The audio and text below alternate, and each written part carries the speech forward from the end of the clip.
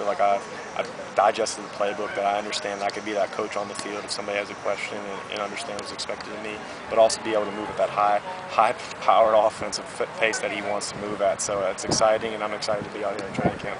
What are those moments that you think that the experience from last year is really going to pay off? What are some of those situations that you could see that help you?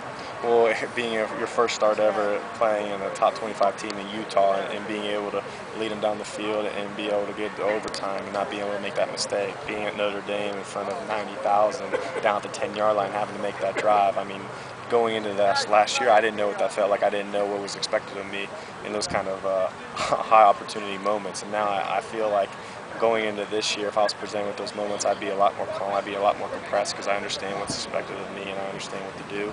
And I feel like I can move forward a lot, and I feel like I'm ready for it, and I feel like I can relish in those moments. Did you set any personal goals for yourself in addition to the team goals? I would say my personal goal is to come out here and be a leader. I want to be a guy that people can come to on and off the field. I want to be a guy that can be approachable if they have a problem in the classroom, if they have a problem on the field. I want to be one of those guys that can handle everything, every question that they ask, and I feel like I've done that. I feel like I understand the playbook. I feel like I can understand everything that's going on, and I want to be able to do that, and it's going to be interesting to go out here this first day of practice and be able to execute. Are there any games this year, looking at your schedule, that you're really looking forward to more than the others? The first one with Buffalo, I want to get ready for that one, and that's the only one we're worried about, is because you have to handle the first one and you can go on from there. Buffalo's a good team in the MAC, and we got to come out and we got to be able to execute this new system in front of our home crowd. I know they're excited. Thank you. Tino, you mentioned the Notre Dame, the Utah game. Are there things in this offense, you refer to a couple of those situations, maybe yes, Notre Dame at the 10-yard line, things that you've learned about this offense maybe that you could apply in those situations? Well, the thing is that being in those situations, you have to move at a 2-minute pace. We're going to be moving at a 2-minute pace the entire course of a game now. So it's not nearly going to be a big adjustment to where, okay, now you have to be able to move fast, you have to be able to move fluent. That's what we're going to keep on doing this entire time that we're in this offense. So now it's going to be like it was any other drive. But the big thing is experience. I mean, everybody's looking at you to be able to make those plays, and everybody knows you're going to be throwing the football.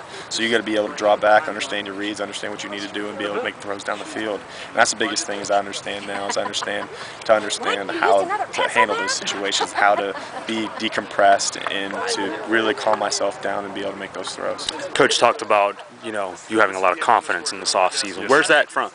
Experience, just your development, the new system, a lot of experience things? And the fact of looking back and seeing other past starters in their first year. I mean, to be able to go out there, and we had a good year. I mean, we felt a little bit short, to be able to see what other guys have gone through and the struggles that they had. I mean, just looking at those guys, and I mean, stats don't lie. I mean, looking back at those guys' stats in their first years of guys that have ended up going on to have great careers, I mean, they struggled in their first year a lot, and to be able to go in and have almost double the amount of touchdowns and interceptions and stuff like that, to be able to throw 65%. I mean, that's all stuff that I honestly want to get better at. But it's a good starting point, and understand that. And I feel like I'm very confident in the way that I've been working out on and off the field, in the classroom, and also the way I've been working. I mean, I'm a lot stronger, I'm a lot faster. So I'm just looking forward to the year, and hopefully we can make it a good one.